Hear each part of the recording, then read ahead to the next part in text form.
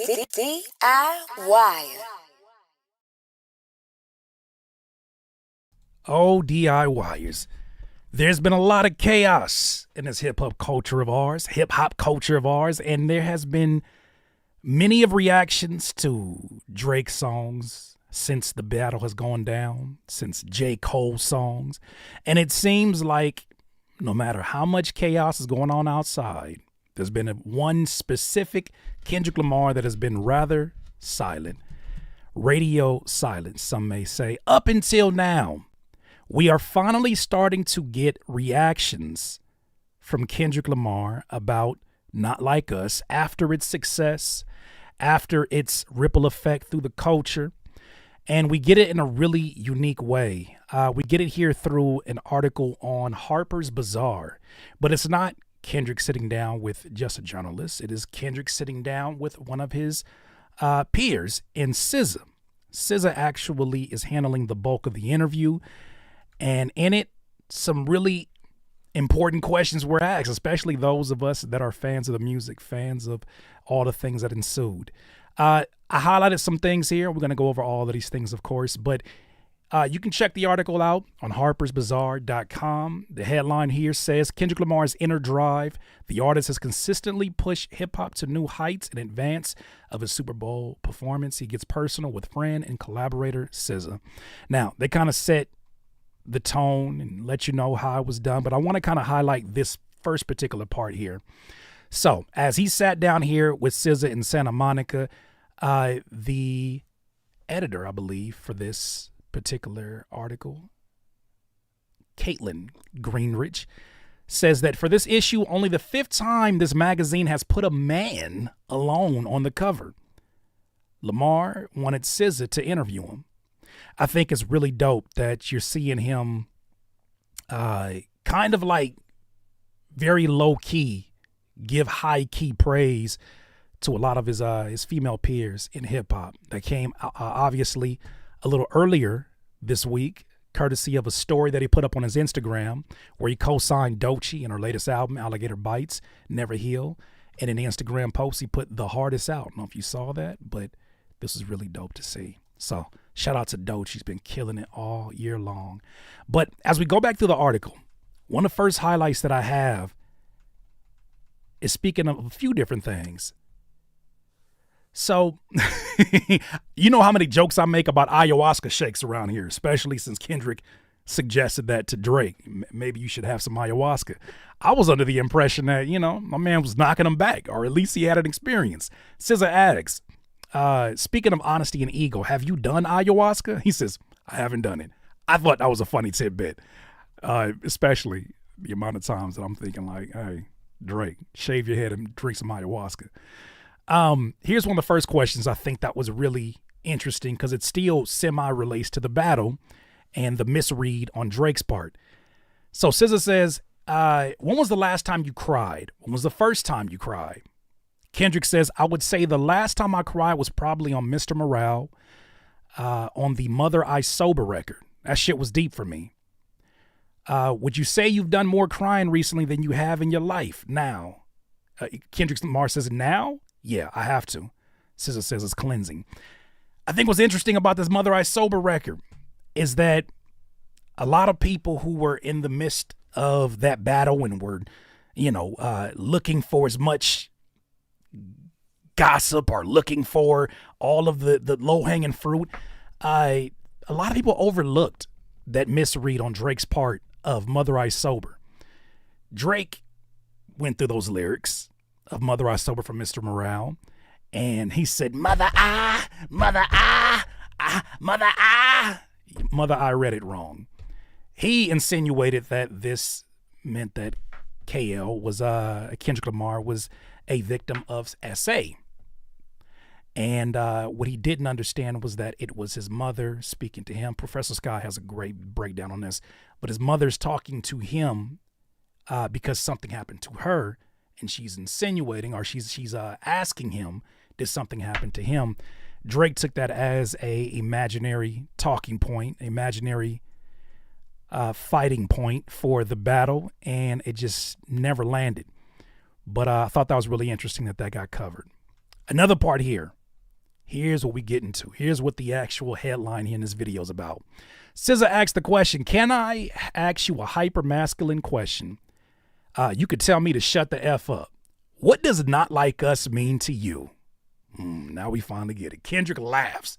Not like us? Oh, yeah. Not like us is the energy of who I am, the type of man I represent.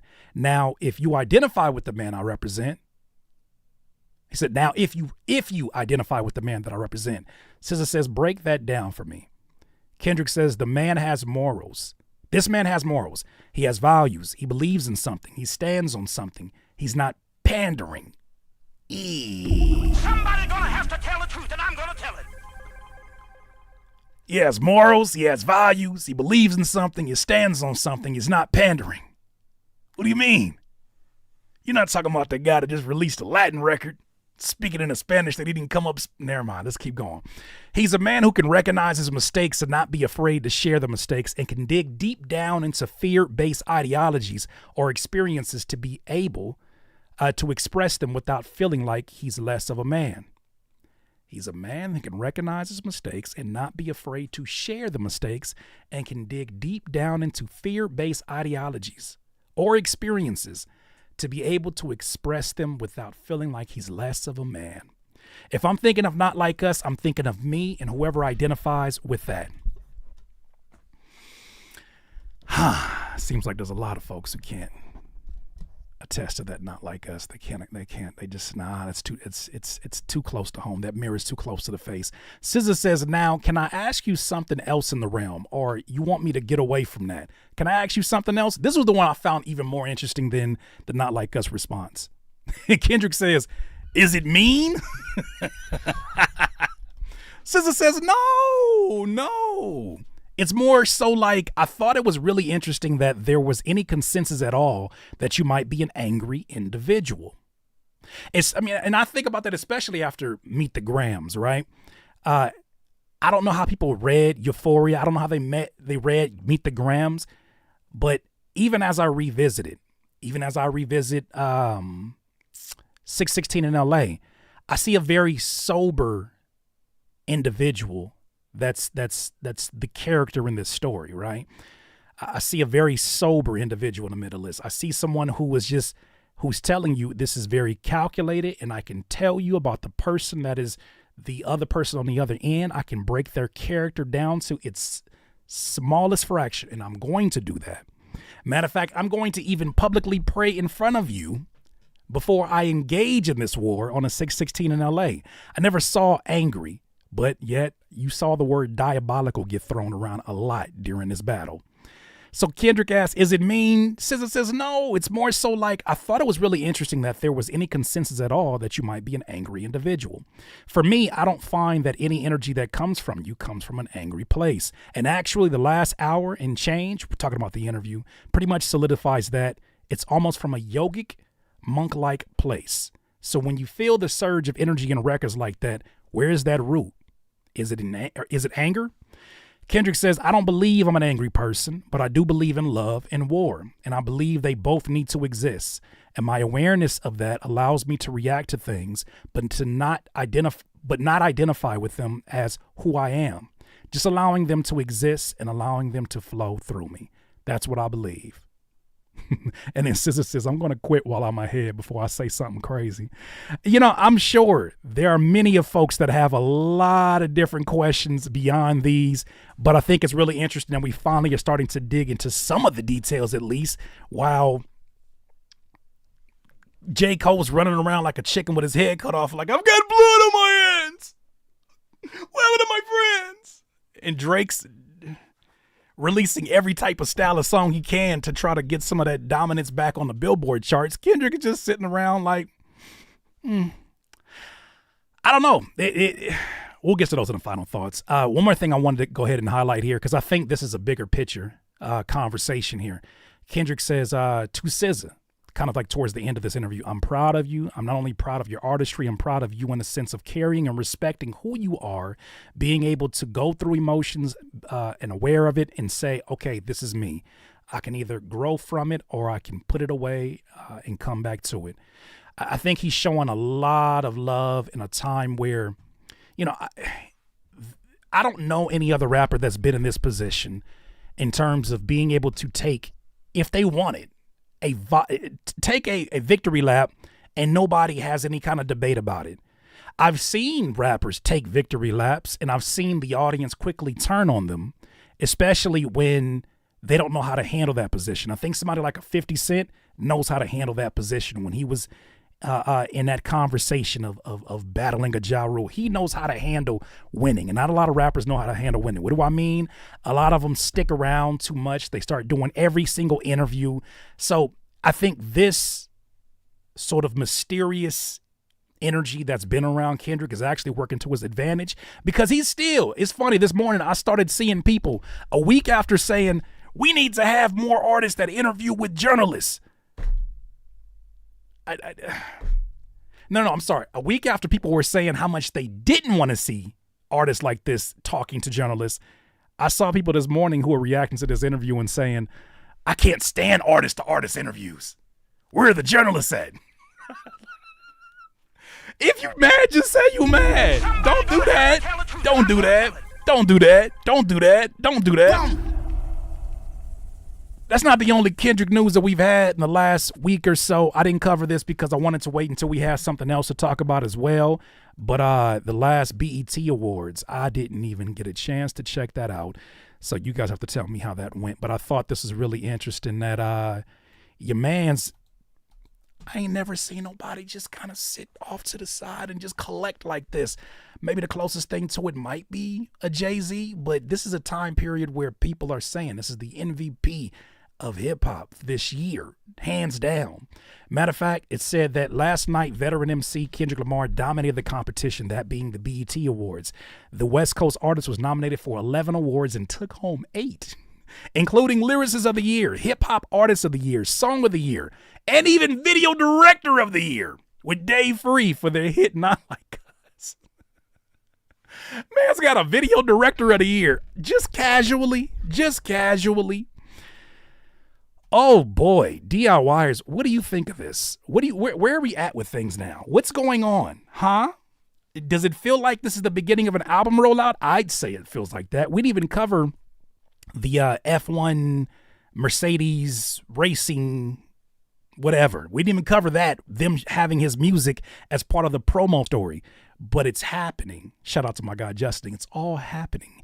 And I think that we are at the beginning of what feels like a rollout to remember, a rollout we probably have not seen since a Get Rich or Die Trying with 50 Cent. I feel like we're getting ready to see. I mean, you got to think about how all of this is already bleeding into the last of this year, but now bleeding into the next year in 2025. We have not got to the Black History to Remember in hip hop, where it's going to include a Super Bowl performance. It's going to include, I'm assuming, a sweep of the Grammys. And even after all that dies down, we haven't even talked about the conversation around, hold on, let's pull this up. I completely forgot about this. Around July 4th, the next year, you know what else is happening? That movie that Kendrick Lamar was supposed to be doing with the creators of South Park, yeah, that's happening. And they're shooting for the weekend of 4th of July. Remember the last time we had a 4th of July drop by Kendrick? Oh, you forgot? Yeah, that was Not Like Us. Sheesh. Somebody gonna have to tell the truth, and I'm Good gonna tell googly it. mo. All right, well, this is Matt Stone, one half of the duo that is from South Park. Talks about the upcoming movie they're doing with Kendrick Lamar and Dave Free. Peep this out. Other than the Ozempic episode, you haven't done much South Park in a while, right? Why is that? Because we're working on a movie. And what can you say about the movie? It's a movie we're doing a movie with Kendrick Lamar and Dave Free and their company, and we're working on it and hopefully come out July 4th weekend, opposite Jurassic Park. Jeez. Which is pretty funny. Probably a little different. What is the comedy? What's the genre? I would say comedy. Comedy. Yeah. Very funny. I would say Sticking with your roots. Probably funny. Yeah. You know, the premise of the movie had me a little concerned about what it actually was about.